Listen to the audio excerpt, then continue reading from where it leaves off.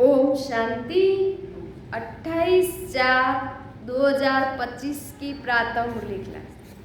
मुरली का सार है, मीठे बच्चे, तुम्हारा प्यार विनाशी शरीरों से नहीं होना चाहिए। तुम्हारा प्यार विनाशी शरीरों से नहीं होना चाहिए। एक विदेही से प्यार करो, शिव बाबा से प्यार करो। देह को देखते हुए नहीं देखो। प्रश्न है, बुद्धि को स्वच्छ बनाने का पुरुषार्थ क्या है? स्वच्छ बुद्धि की निशानी क्या होगी? उत्तर है, देही अभिमानी बनने से ही बुद्धि स्वच्छ बनती है। ऐसे देही अभिमानी बच्चे अपने को आत्मा समझ एक बाबा को प्यार करेंगे, बाबा से ही सुनेंगे। लेकिन जो मूढ़मती है वह देह को प्यार करते हैं, देह को ही श्रृंगारते रहते हैं। ओम शांति। ओम शांति किसने कहा और किसने सुना? और सत्संगों में तो जिज्ञासु सुनते हैं। महात्मा गुरु आदि ने सुनाया ऐसे कहेंगे। यहाँ शिव बाबा ने सुनाया और हम आत्मा ने सुना। नई बात है ना। देही अभिमानी होना पड़े। देही माना देह बिगर आत्म अभिमानी। आत्म अभिमानी होना पड़े। कई यहाँ भी देह अभिमानी हो बैठते हैं। देह अभिमान माना शरीर के भान में बैठते हैं। तुम बच्चों को देही माना आत्म अभिमानी होकर बैठना चाहिए। मैं आत्मा इस शरीर में विराजमान हूँ।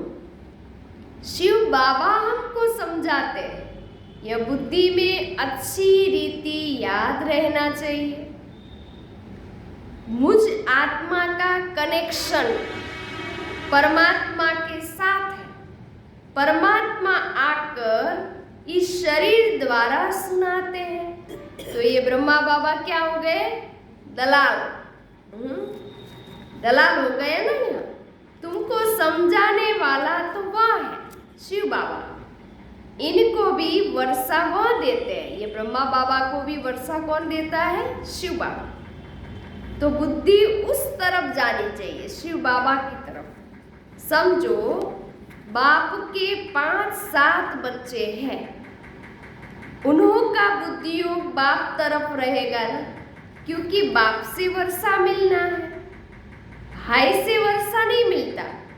वर्षा हमेशा बाप से मिलता है। आत्मा को आत्मा से वर्षा नहीं मिलता।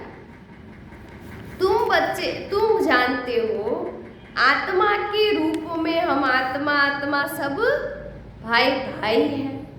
हम सब आत्माओं का कनेक्शन एक परम पिता परमात्मा के साथ है। वह कहते हैं, मामेकम याद करो, मुझ एक के साथ ही प्रीत रखो। कौन कहता है? शिव बाबा। रचना के साथ मत रखो प्रीत। देही अभिमानी बनो। मेरे सिवाय और कोई देहधारी को याद करते हो तो इसको कहा जाता है देह अभिमान। भल यह देहधारी तुम्हारे सामने है, परंतु तुम इनको नहीं देखो।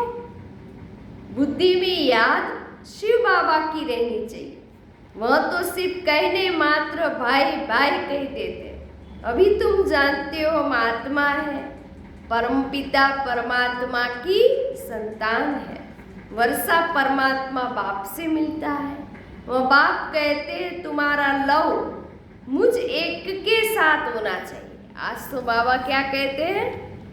और सबसे प्रीत तोड़ो। देहदारियों से प्यार नहीं करो, एक शिव बाबा से ही प्रीत रखो। मैं ही खुद आकर तुम आत्माओं की अपने साथ सगाई कराता हूँ। कौन कहता है? शिव बाबा। देहधारी से सगाई नहीं है। सगाई किससे हुई है? शिव बाबा से। और जो भी संबंध है वह देह के है, यहाँ के संबंध है।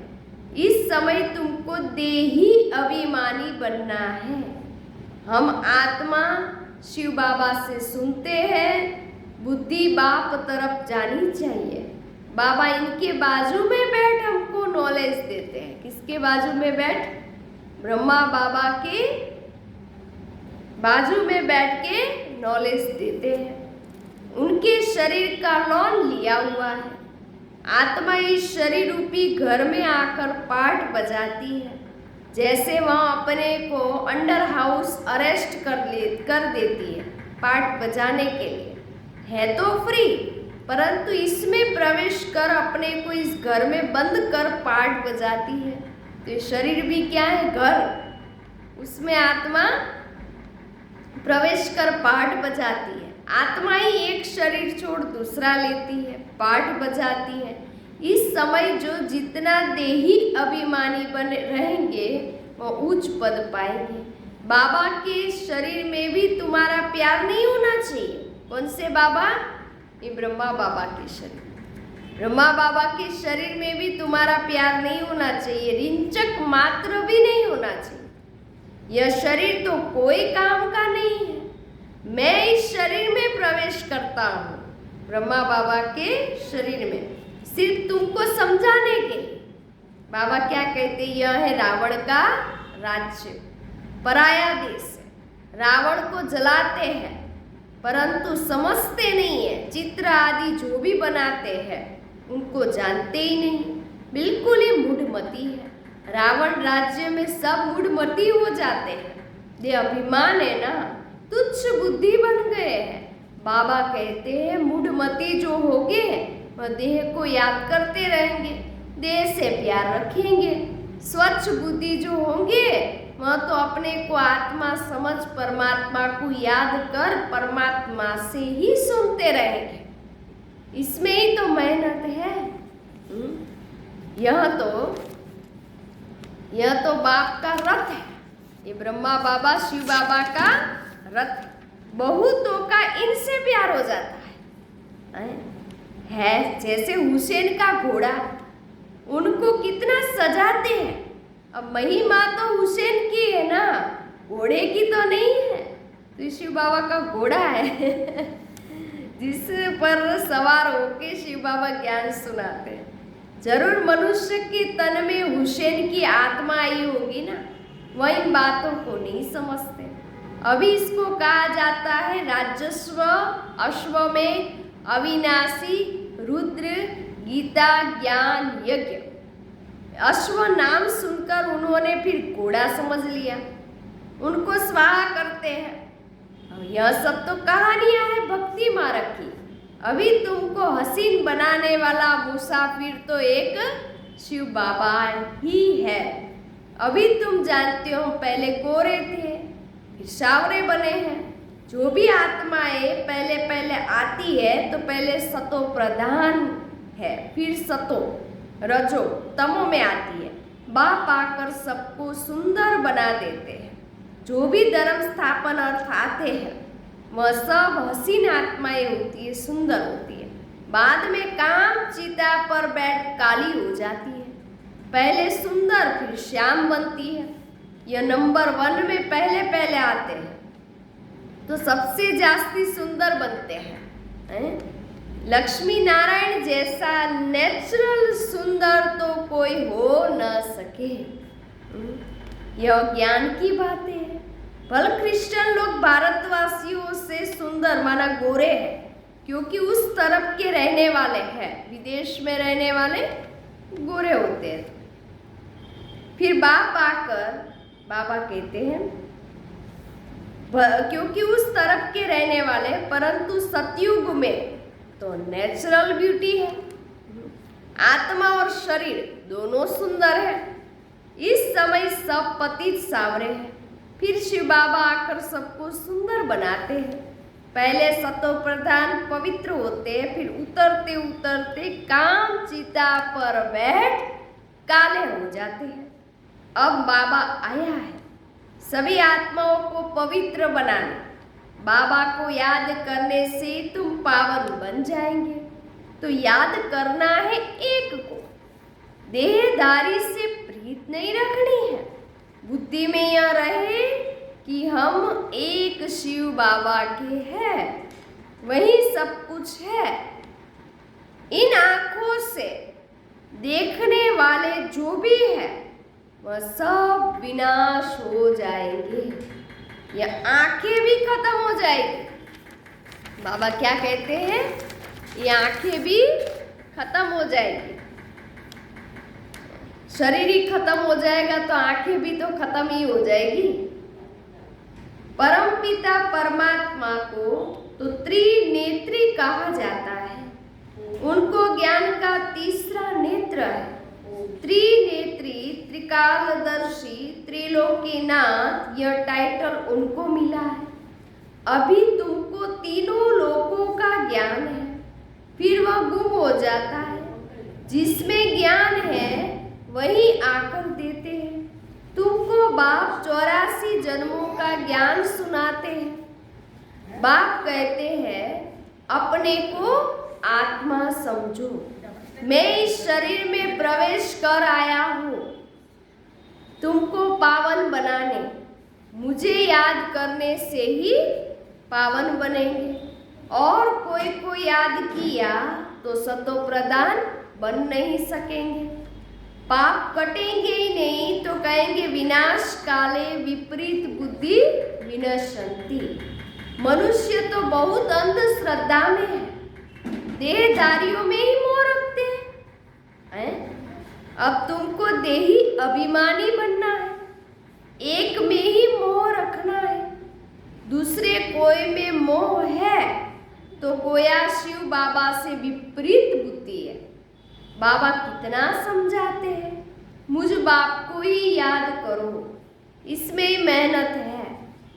तुम कहते भी हो पतितों को आकर पावन बनाओ, बाप ही पावन बनाते हैं। तुम बच्चों को 84 जन्मों की हिस्ट्री ज्योग्राफी बाप ही समझाते हैं। वह तो सहज है ना, बाकी याद की ही डिफिकल्ट सब्जेक्ट है।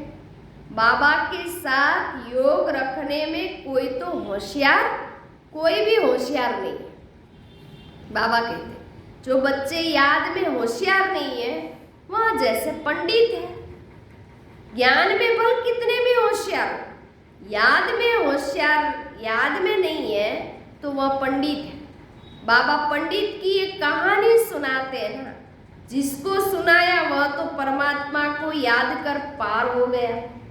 पंडित का दृष्टांत भी तुम्हारे लिए है। बाबा को तुम याद करो तो पार हो जाएंगे। सिर्फ मुरली में तीखे होंगे तो पार जा नहीं सकेंगे। याद के सिवाय विकर्म विनाश नहीं होंगे। यह सब दृष्टांत बनाए हैं। बाबा बैठ यथार्थ रीति समझाते हैं। उनको निश्चय बैठ गया, एक ही बात पकड़ ली कि परमात्मा को याद करने से पार हो जाएंगे। सिर्फ ज्ञान होगा, योग नहीं तो उच्च पद पा नहीं सकेंगे। परंतु बुद्धि योग ठीक नहीं होगा तो फंस पड़ेंगे। योग वाला कभी देह अभिमान में नहीं फंसेगा, अशुद्ध संकल्प नहीं आएंगे। याद में कच्चा होगा तो तूफान आएंगे। योग से कर्म इंद्रिया एकदम वश हो जाती है। बाबा राइट और रॉन्ग की समझने की बुद्धि देते हैं।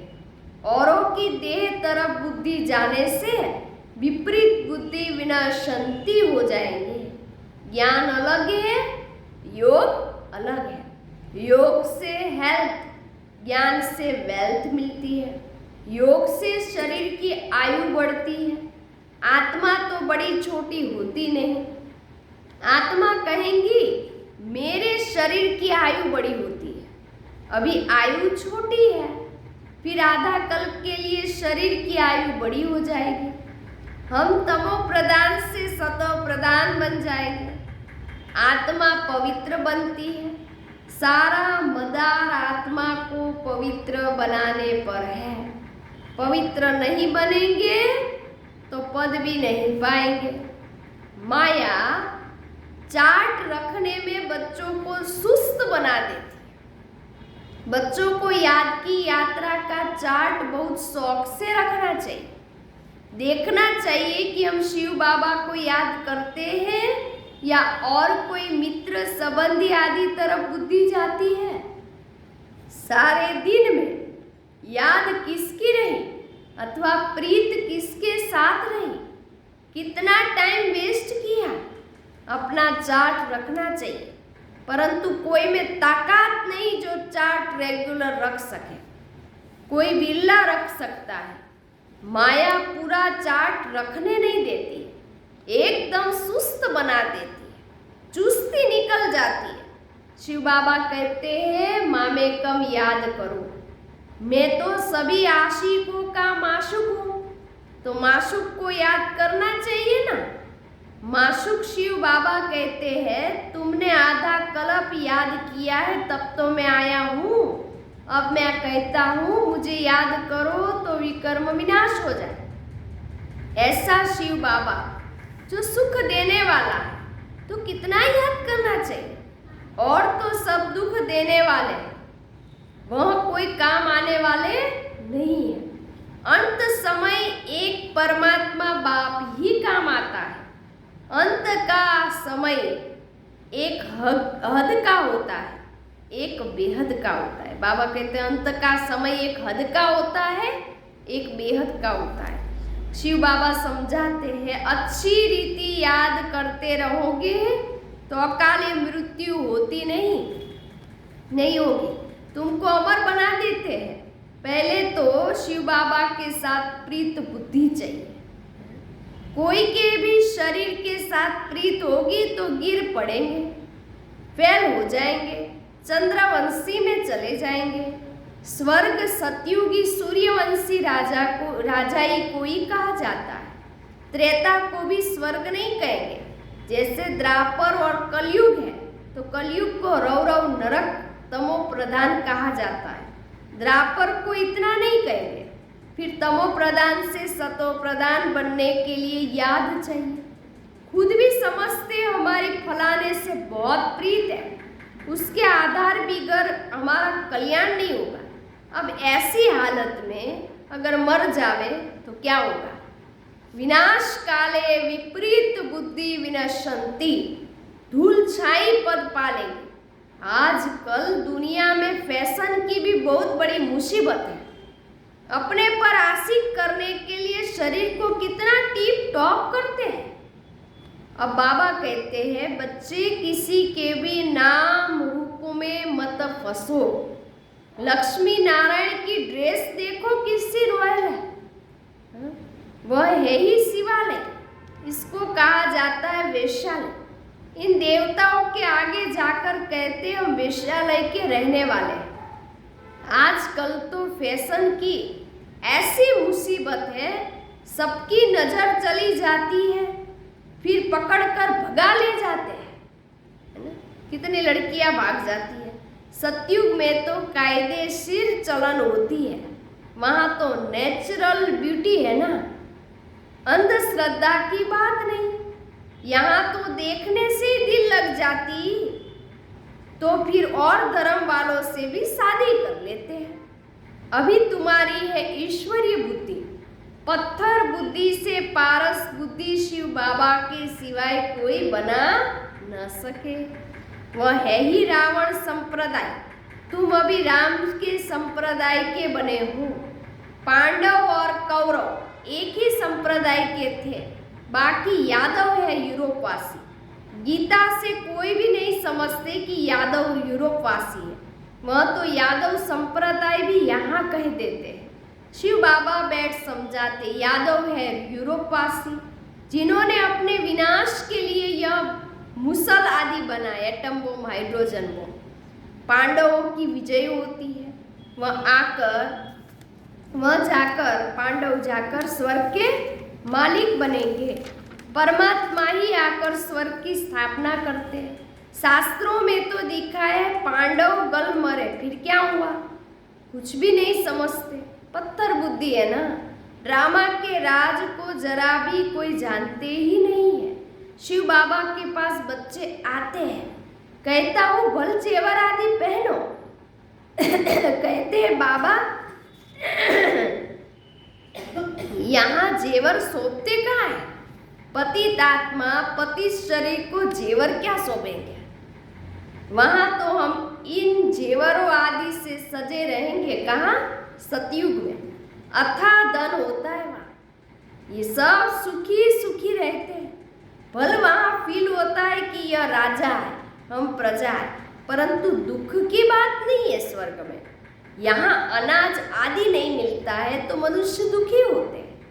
सतयुग में तो सब कुछ मिलता है। दुख अक्सर मुख से निकलेगा ही नहीं, वहाँ दुख अक्सर भी नहीं होगा।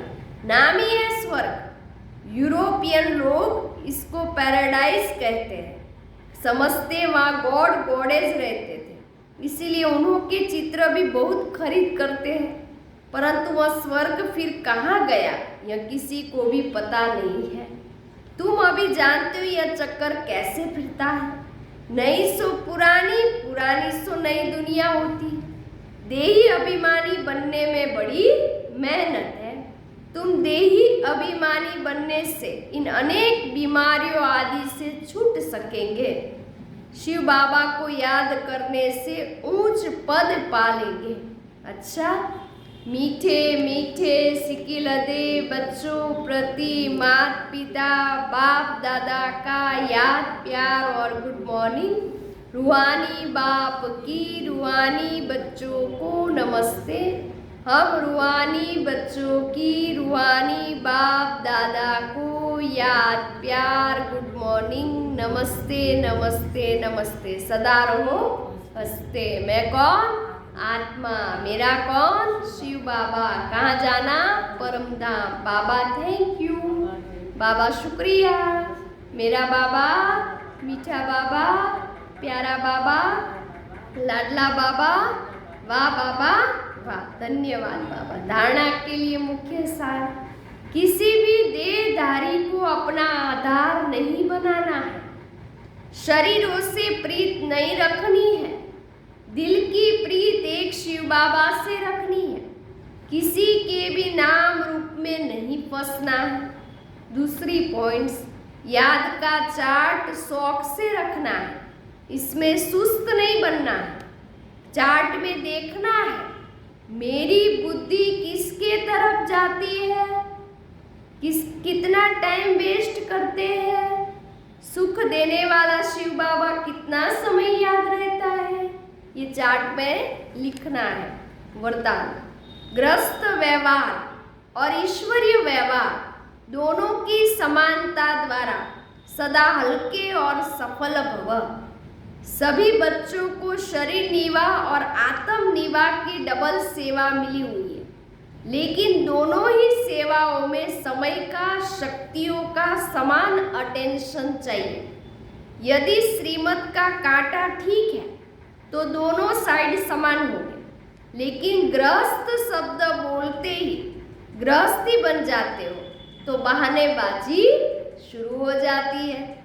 इसीलिए गृहस्थी नहीं है, ट्रस्टी है। इस मूर्ति से गृहस्थ व्यवहार और ईश्वरीय व्यवहार दोनों में समानता रखो तो सदा हल्के और सफल रहेंगे। स्लोगन, फर्स्ट डिवीजन में आने के लिए कर्म इंद्रिया जीत, माया जीत बनो। अव्यक्त इशारे, कंबाइंड रूप की स्मृति से सदा विजयी बनो।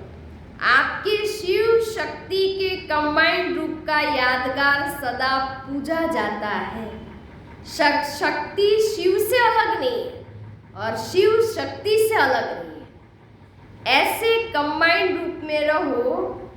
इसी स्वरूप को ही सहज योगी कहा जाता है। योग लगाने वाले नहीं, लेकिन सदा कंबाइंड अर्थात साथ रहने वाले, जो वायदा है कि साथ रहेंगे, साथ जिएंगे, साथ चलेंगे और साथ ही परम धाम जाएंगे, है ना। ये वायदा पक्का याद रखो। अच्छा, ओम शांति।